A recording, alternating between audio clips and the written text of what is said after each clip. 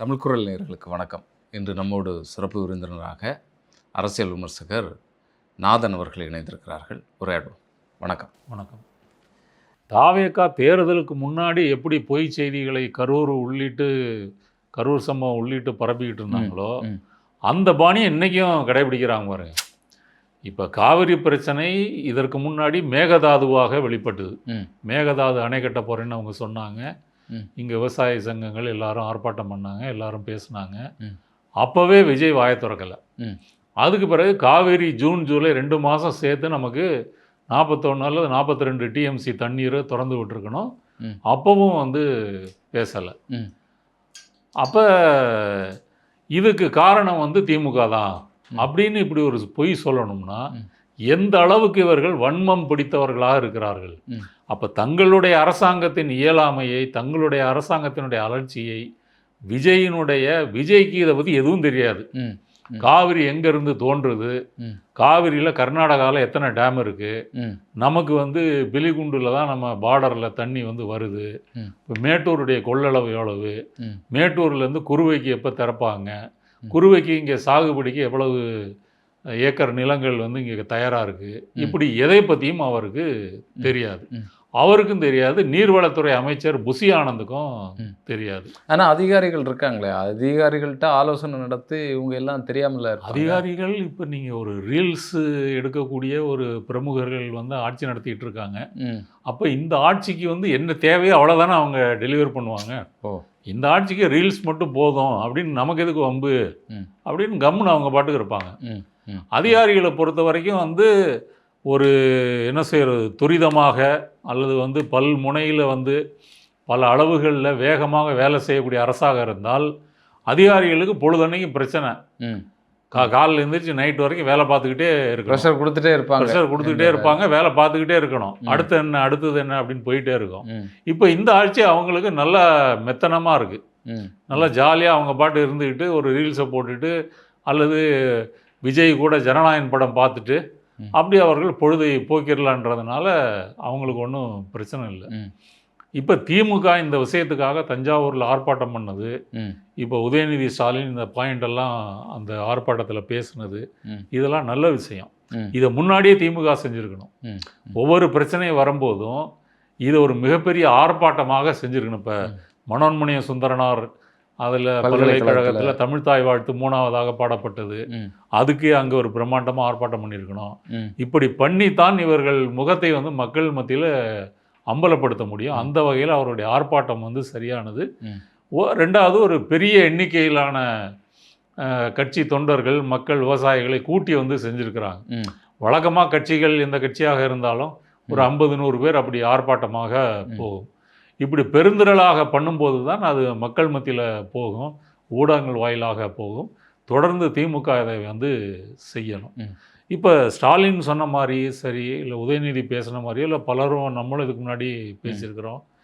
நீங்கள் ஜனநாயகன் 23ஆம் தேதி ரிலீஸ் ஆகுது.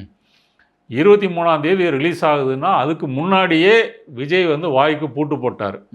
அதுக்கு முன்னாடியே மேகதாது பிரச்சனை வரும்போது சொல்லணும்ல, சட்டமன்றத்தில் ஒரு தீர்மானத்தை போட்டு அதை வந்து நாங்கள் செய்வோம் அப்படின்னு முடிச்சாரே தவிர, வெளியே வந்து அறிக்கை விடுறதோ பேசுகிறதோ, சிவகுமாருக்கு மறுப்பு விடுறதோ, இல்லை காங்கிரஸ் கூட்டணியில் இருக்கிறாங்க அவங்க தான் அங்கே ஆண்டுகிட்டு இருக்கிறாங்க இங்கே காங்கிரஸ்கிட்ட கேட்குறதோ எதுவும் இல்லாமல் அவர் பாட்டு கம்னு இருக்கிறார். ஆனால் காங்கிரஸ் தலைமை சொன்னாலே டிகே சிவகுமார் கேட்க மாட்டார் அப்படிங்கிற மாதிரி ஒரு பேசுகிறாரு. இல்லை, இப்போ தலைமையே வந்து இப்போ கர்நாடகாவுக்கு ஆதரவாக இருக்குது. நான் பின்னாடி வரேன். இப்போ ஜனநாயகன் படம் வந்து ஓடணும், அதனால் மேகதாதுவை பற்றி பேசக்கூடாது, காவிரியை பற்றி பேசக்கூடாது. அப்படி பேசியிருந்தால் என்ன ஆகும்? அதற்கு பழைய உதாரணங்கள் இருக்குது. ரஜினி ஒரு முறை காவிரிக்கு ஏதோ வந்து லைட்டாக கொஞ்சம் சவுண்டு விட்டாருன்னு சொல்லி அவர் படத்தை அங்கே ரிலீஸ் பண்ண மாட்டேன்னு போராட்டம் பண்ணாங்க. அப்புறம் ரஜினி மன்னிப்பு கேட்டார்.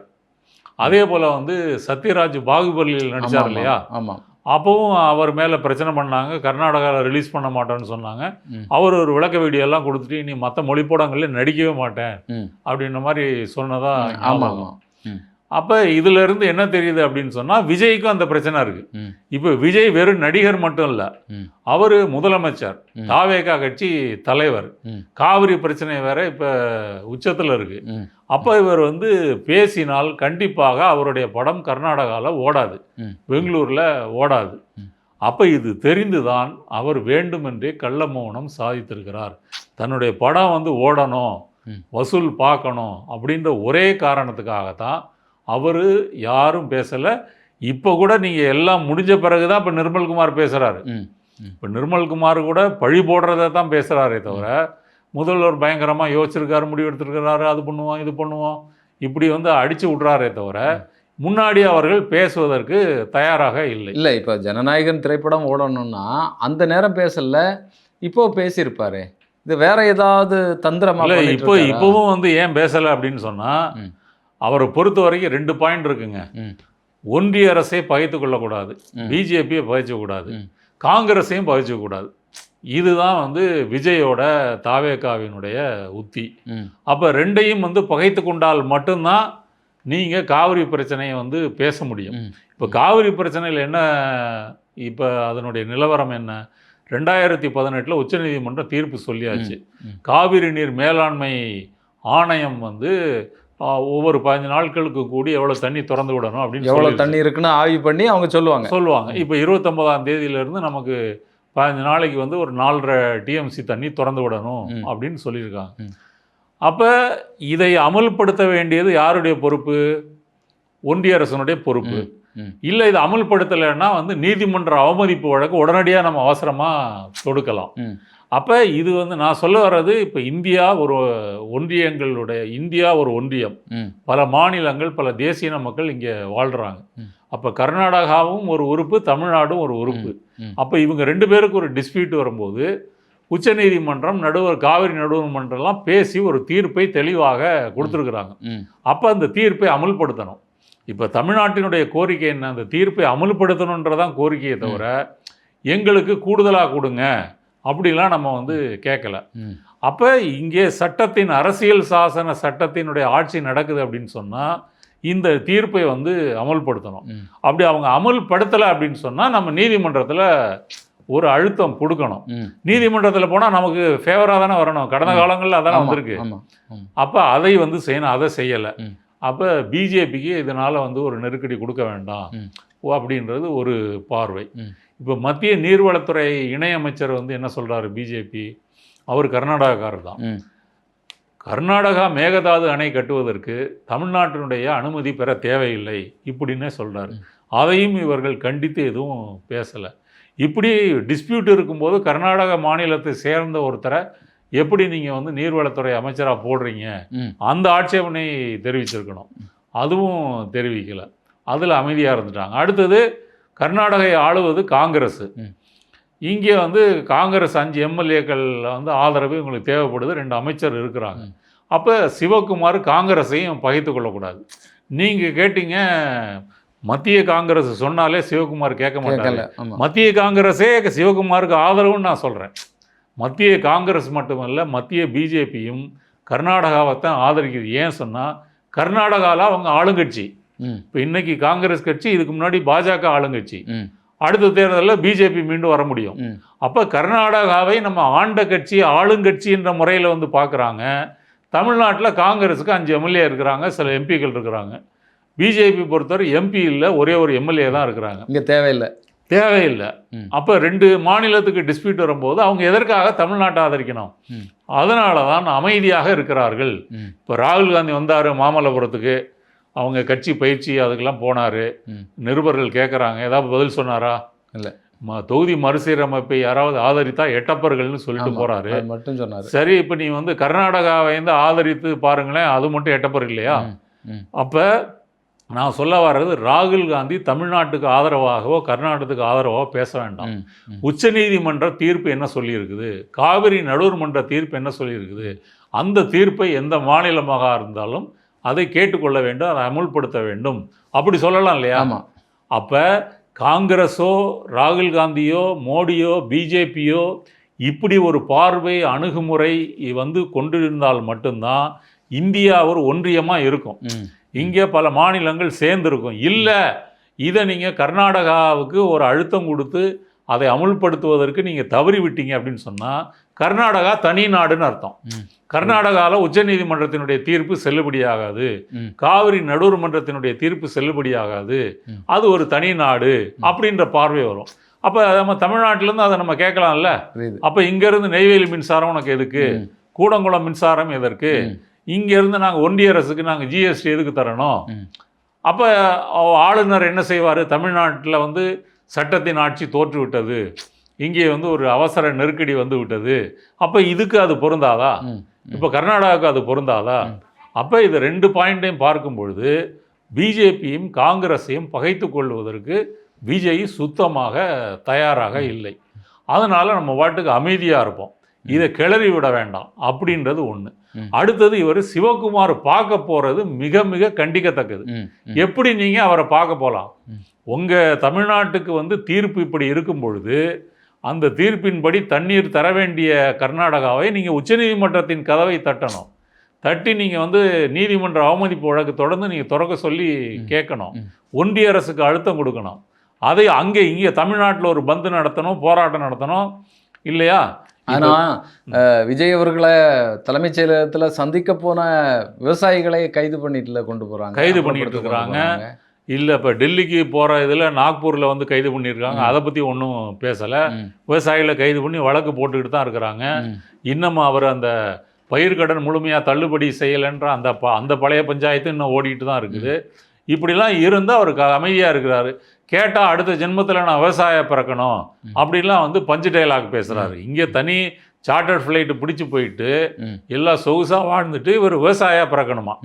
ராகுல் காந்தி கூட டெல்லியில் வந்து பயணிகள் விமானத்தில் தான் வராரு, மற்ற பயணிகளோட ஒரு பயணியாக இருந்து வந்துட்டு தான் போகிறாரு. இவர் இன்னைக்கு வரைக்கும் தனி ஃப்ளைட்டு தான். நான் சொல்ல வர பாயிண்ட் என்ன அப்படின்னு சொன்னால், இவர்களை பொறுத்த வரைக்கும் காவிரி பிரச்சனைக்கு இவர் வந்து இப்போ சிவகுமாரை பார்க்க போகிறதே என்ன பிளான் தெரியுமா? இவர் சிவகுமாரை பார்க்க போகிறாரு. அங்கே விதான் சௌதாவில் வந்து கான்ஃபரன்ஸ் ஹால் பெயிண்ட் கிண்டெல்லாம் அடித்து சக்கரவர்த்தி வராரு தமிழ்நாட்டிலேருந்து, அவரை வரவேற்புன்ற மாதிரி அவர் விருந்து உபசரணைகள்லாம் வந்து செஞ்சு அதெல்லாம் இது பண்ணிவிட்டு அப்புறம் வந்து ஒரு அரை டிஎம்சி திறந்து விட்டுட்டு பாருங்கள் தண்ணீர் வந்து விட்டது, காவிரியில் வந்துருச்சு, ஒரு ரீல்ஸை போட்டால் முடிஞ்சு போச்சு. கர்நாடகா சென்று காவிரியை வென்று வந்த தளபதி அப்படின்னு போஸ்ட் அடித்து ஒட்டுவாங்க. அப்போ இதுதான் அவருடைய நோக்கம். சிவகுமார் வந்து அரசியலில் கொட்டை போட்ட பெருச்சாளி, அவருக்கு தெரியும். அவர் என்ன சொல்கிறாரு, அவருடைய பிளான் வந்து இவர் வந்த பிறகு இவர் இதெல்லாம் பேசிட்டு மேகதாது டேம் எங்கே கட்ட போகிறோன்னு ஹெலிகாப்டரில் கூப்பிட்டு போய் காமிக்கிறது ஒரு பிளானு. அப்போ இதெல்லாம் எவ்வளோ கேவலம். அப்போ நீங்கள் வந்து சரண்டராகிறீங்க. நீங்கள் இப்போ கர்நாடகாவோட நமக்கு பகைமை இல்லை, கர்நாடக மக்களோட நமக்கு பகைமை அதெல்லாம் வந்து இல்லை, அந்த பிரச்சனைலாம் ஒன்றும் இல்லை. ஆனால் நம்ம வந்து சட்டப்படி நடக்கணுன்றதான் நம்மளுடைய கோரிக்கை. அதுக்கு டெல்லிக்கு போகணுமா பெங்களூருக்கு போகணுமா? அப்போ இவங்களுடைய பிளான் வந்து அப்படி ரீல்ஸ் போட்டு பண்ணிடலாம் அப்படின்றதான் இவர்களுடைய திட்டம். அதை வந்து சிவகுமார் வந்து முகத்தில் அடித்த மாதிரி வர வேண்டான்ட்டார். இங்கே நிலைமை சரியில்லை, நீங்கள் வந்தால் பிரச்சனை, சட்டம் ஒழுங்கு பிரச்சனை. வாட்டாள் நாகராஜ் அவர் கூட எப்போதும் 20 பேர் தான் இருப்பாங்க, அவரே நான் ஏர்போர்ட்டில் வந்து ஆர்ப்பாட்டம் பண்ணுவேன்றார். விஜய் இங்கே இறங்கி காலடி வைக்க முடியாது அப்படின்னு சொல்கிறாரு. அப்போ விஜய்க்காக கரூரில் காலையிலேருந்து காத்திருந்தாங்க, திருச்சியில் உச்சி வெயிலில் காத்திருந்தாங்க, தூத்துக்குடியில் நாகர்கோவிலில் எல்லா இடத்துலையும் காத்திருந்தாங்க. அப்படி மக்கள்லாம் காத்திருக்கும்போது விஜயை விரட்டுவதற்கு கர்நாடகாவில் மக்கள் காத்திருக்கிறாங்க, அதனால நீங்கள் வர வேண்டாம் அப்படின்னு முகத்தில் அவர் கரியை பூசிட்டார். இவ்வளவுத்துக்கும் எல்லா கட்சி தலைவர்களும் நீங்கள் பெங்களூரு போகாதீங்க போகக்கூடாது, தப்பு இப்படின்னு எடுத்து சொல்கிறாங்க. இப்போ இதுக்கு முன்னாடிலாம் பேச்சுவார்த்தை நடக்கலையா? இப்போ 2018 தீர்ப்பு வந்துருச்சு, அதுக்கு முன்னாடி தான் பேச்சுவார்த்தைக்கு போனாங்க. இப்போ தீர்ப்பு வந்த பிறகுலாம் யாரும் பேச்சுவார்த்தைக்கு போகலை, நீதிமன்றம் தான். அப்படி இருக்கும்போது எதற்காக வந்து போகணும்? அப்போ காங்கிரஸையும் எதிர்க்க மாட்டேன், பிஜேபியும் எதிர்க்க மாட்டேன். காவேரியில் தண்ணி வரலைனாலும் பிரச்சனை இல்லை, அது ஒரு மாதம் வந்து போராடிட்டு விட்டுருவாங்க. குறுவை சம்பா வந்து நாசமாக போனாலும் எனக்கு வந்து கவலை இல்லை. இதுதான் வந்து தாவேகாவினுடைய அணுகுமுறை, இதுதான் விஜயனுடைய அணுகுமுறை. இப்போ ஜனநாயகன் படம் வந்து வியாழன் வெள்ளி சனி ஞாயிறு ஓடி அதுக்கு பிறகு தியேட்டரை விட்டே தூக்குற நிலைமை வந்துருச்சு. இப்போ வந்து கர்நாடகாவில் அவருடைய கட் அவுட்லாம் எடுத்துகிட்டு படத்தை நிறுத்தியிருக்காங்களாம். அங்கே வசூலே வந்து சரியாக ஆகலை. இல்லை, தமிழகத்திலே நிப்பாட்டியாச்சு. அப்போ தோல்வி அடைஞ்ச பிறகு பணத்தை தூக்கியிருக்காங்களாம். இது அவருடைய இது. இதில் வந்து இங்கே குறுவை சம்பா வந்து நாசம் பண்ணியாச்சு. இப்போ வேளாண் துறை அமைச்சர் வந்து என்ன செய்கிறாரு, வேளாண் பட்ஜெட்டை வந்து திருப்பதி வெங்கடாசலபதி காலில் வச்சு ஐயா எங்களுக்கு ஆசீர்வாதம் பண்ணுங்க. இப்போ இந்த மாதிரி ஒரு பூமர் கட்சியை உலகத்தில் பார்க்க முடியுமா?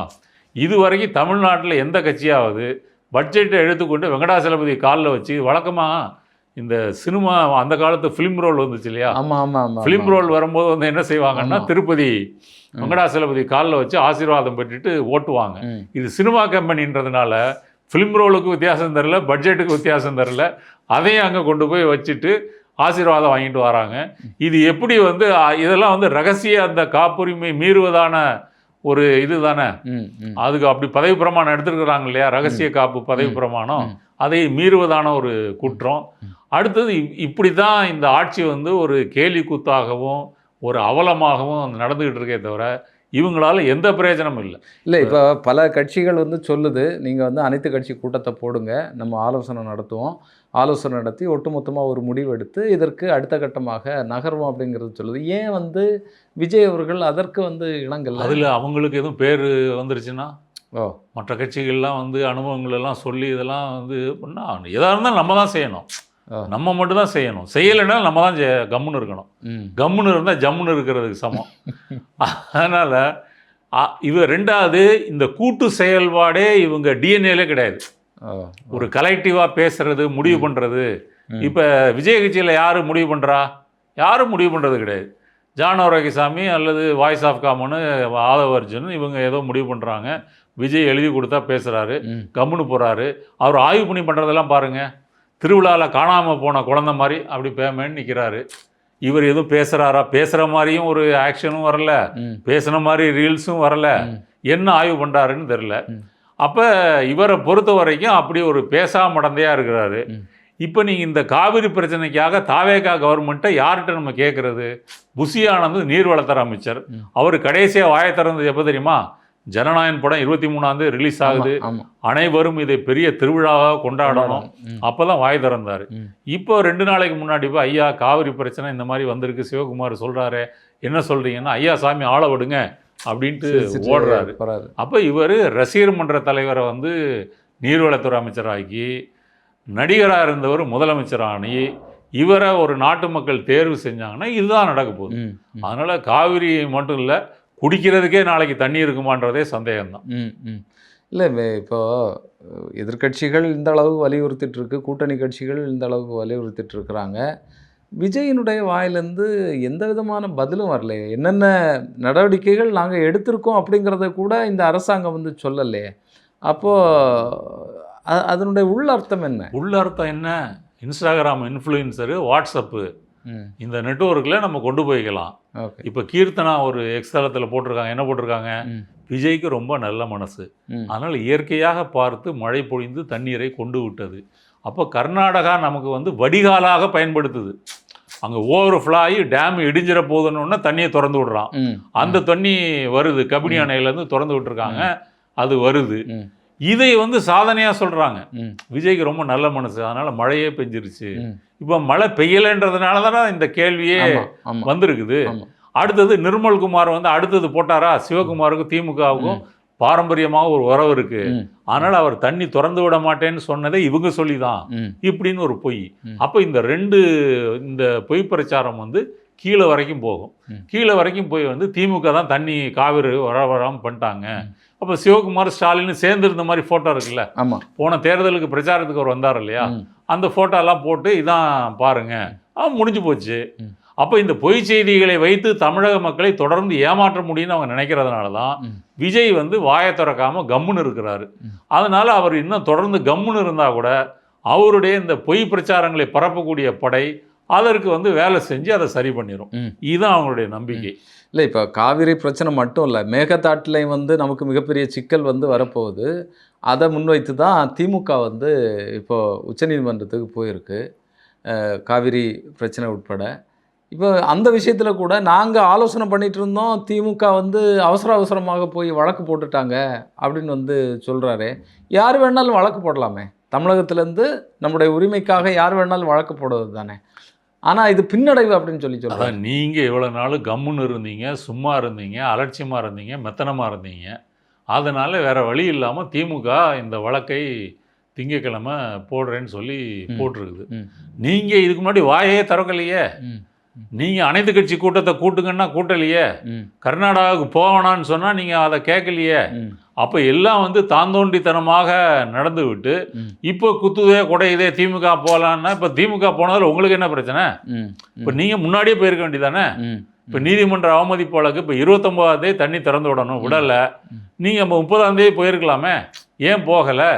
அப்போ இவர்கள் வந்து செய்ய தவறியதை திமுக செய்யுதுன்னொடனே இவங்களுக்கு வந்து அது வந்து நம்ம கிரெடிட் வந்து திமுகவுக்கு போயிடும் அப்படின்ற அந்த பயம்தான். அதனால தான் திமுக எதற்கு எப்படி வந்து வழக்கு போடலாம், ஒரு மாநிலத்திலேருந்து எப்படி வழக்கெல்லாம் போட்டால் குழப்பம், என்ன குழப்பம் வரப்போகுது? அங்கே தீர்ப்பு தெளிவாக சொல்லியிருக்கு. எவ்வளவு டிஎம்சி ஒவ்வொரு மாதமும் திறந்து விடணும் அப்படின்றது அதை காவிரி மேலாண்மை அந்த ஆணையம் வந்து முடிவு செஞ்சு சொல்லணும்னு சொல்லியிருக்கு. அவங்க சொல்லிட்டாங்க. இப்போ தண்ணி திறந்து விடலைன்னு உடனே போக வேண்டியதானே. அப்போ இவர்கள் செய்ய தவறியதை திமுக செய்தது இவங்களால் தாங்கிக் கொள்ள முடியலை. அதனால் அதையும் சொல்கிறாங்க. ஒரு பக்கம் திமுக தான் தண்ணி வரலன்றது காரணம், இன்னொரு கேஸ் போட்டு அதை தண்ணி வாங்குறதுக்கு போனால் அதுவும் தப்பு. அப்போ இவருடைய நேர்மை என்பது அதனுடைய லட்சணம் என்னன்றது இதில் வந்து புரிஞ்சுக்கலாம். தொடர்ந்து பேசுவோம். வரக்கூடிய நாட்களில் இந்த காவேரி விஷயத்தில் ஏதாவது நடக்குமா? குறிப்பாக மேகதாட்டு அணை மிக பெரிய ஒரு சதியாக கூட தமிழகத்திற்கு அமையக்கூடும். அதெல்லாம் தடுத்து நிறுத்த வேண்டி தமிழக அரசாங்கத்தினுடைய இங்கே இருக்கக்கூடிய கட்சியுடைய பொறுப்பு.